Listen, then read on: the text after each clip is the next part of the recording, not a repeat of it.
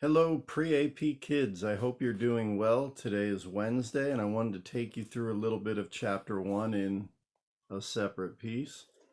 Um, One of the most significant things is Gene's return when he is an adult. He's 15 years older, and in going back to the school, he sees a lot of things differently and remembers a lot of things differently. But one of the most important things I want you to think about is the fact that he's not going back to visit people. You know, most times you go back to a school, you visit an elementary teacher, you visit one of your middle school teachers. Some of you will come back and visit high school teachers when you graduate and go off to college. And he's not going back to visit a teacher, a person. He's not going back for an occasion, homecoming, a very common time for people to return to their old stomping grounds and see things that they've missed or just catch up with people. He's not doing that. So his return is definitely um, some sort of an introspective as well as uh, he's confronting something, and that's super important. And I got a lot of that from a lot of your responses. So well done, way to go. So he talks about this fear and how he lived in fear and made his escape from fear. And I want you to think about that as you read through the entire book, because what could he possibly be afraid of and escape from the fear? That's just kind of an interesting thing. Most people aren't afraid to be in school. Something else you could think about is the time period. There are a lot of things going on in the background of the story. Um, Now, he goes to visit two sites, and that's pretty interesting. One of them is a flight of stairs. Why? You know, why would you visit a flight of stairs? I would think there could be more interesting places like a football field or a basketball court or a softball field, you know, a flight of stairs. And one of the things he talks about, I'm just going to read this to you, is the marble must be unusually hard. That seemed very likely, only too likely, although with all my thought about these stairs, this exceptional hardness had not occurred to me. It was surprising that I had overlooked that crucial fact. Important to think about.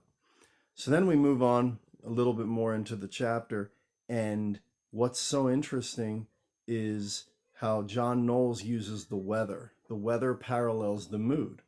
It is an absolutely awful day, cold New England day, rainy, misty, muddy, soggy. Um, he talks about all this sort of stuff. And I want you to pay attention to this one part where he uses asyndetic structure. I started the long trudge across the fields and had gone some distance before I paid any attention to the soft, muddy ground, which was dooming my city shoes. I didn't stop. Then he goes on to talk about how he walks through this wet, dirty, muddy field to look at a tree, which is the second site. So, what I want you to think about first is if you have ever gone back to one of your schools, why did you go back? And even more importantly, um, what was the objective? What did you want to accomplish? So Gene is now going to see inanimate object number two, this tree. He's wearing city shoes. He's not dressed to go and do this, yet he does. Very important. So again, weather parallels mood. Um, he looks at the tree and he can't tell. Is this the tree that I was so, fearful of or intimidated by when I was younger? He can't figure out which is the tree. Um, and it shows some personal growth. I'm going to read you another passage. It says, "This was the tree, and it seemed to me standing there to resemble those men, the giants of your childhood, whom you encounter years later and find that they are not merely smaller in relation to your growth, but that they are absolutely smaller, shrunken by age. In this double demotion, the old giants have become pygmies while you were looking the other way." I want you to think about that because um, there's something to it. The idea of you growing and becoming bigger, you becoming more confident, you becoming more of your own person when everyone else around you seems to be staying the same. You know, it's about growth. Another important quote, just a few lines lower than that, where he says, "Nothing endures, not a tree, not love, not even a death by violence." I mean, that's like flashing in neon for foreshadowing. And then right after that, we go right to the flashback. And in the flashback, they're at the tree. And there's this friend of Gene's, Phineas, same person, who wants to climb the tree. And Gene does not want to climb the tree. Now, I want to set up a little bit about what's happening with their classes. So it's 1942. It's set during World War II. And basically, they have these lower middlers, upper middlers, just the different grades. So I'm going to explain. Gene was at the end of 10th grade. He was in the summer session, the first time they ever did this at the Devon School. And the summer session ended up being Gene's junior year. So the kids who are in summer session are being kind of force-fed, sped education. And you say, why would they do that? Well, main reason is because they need to get them graduated before they turn 18. Guess why they need them to graduate before they turn 18? Hopefully you picked up on that. If you didn't, talk to one of your friends who reads a little closer and they'll help you out with that. So Finney goes up into the tree and is ready to jump. And before he jumps, he yells out, "Here's my contribution to the war effort." I want you to think about that and just think about the whole idea of what's so important about Finney talking about the war and how he is contributing to this war. It's interesting. We will get into that a little bit later. So Gene talks about how Finney traps him.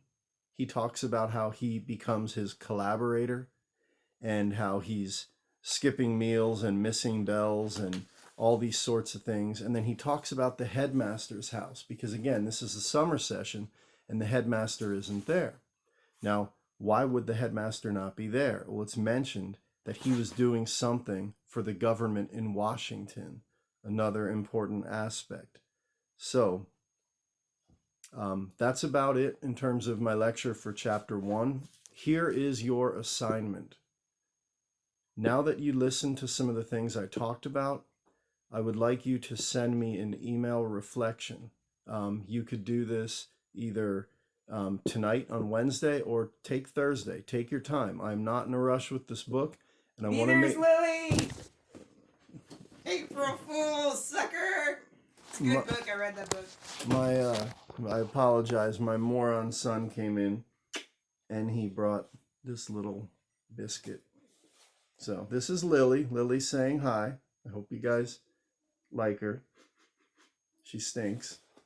I'll let her wander around. So what I'd like you to do is I would like you to give me some sort of an email response, a reflection on either something that this little lecture that I gave you made you think of, something that this lecture made you realize that you didn't see before, or any questions you might have. Now, how long should this be?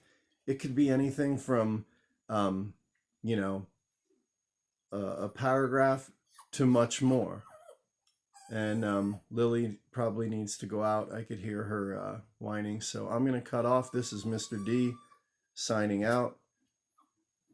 Sting 'em, Scorpions. I miss you guys, and hope to be seeing y'all soon. Bye-bye.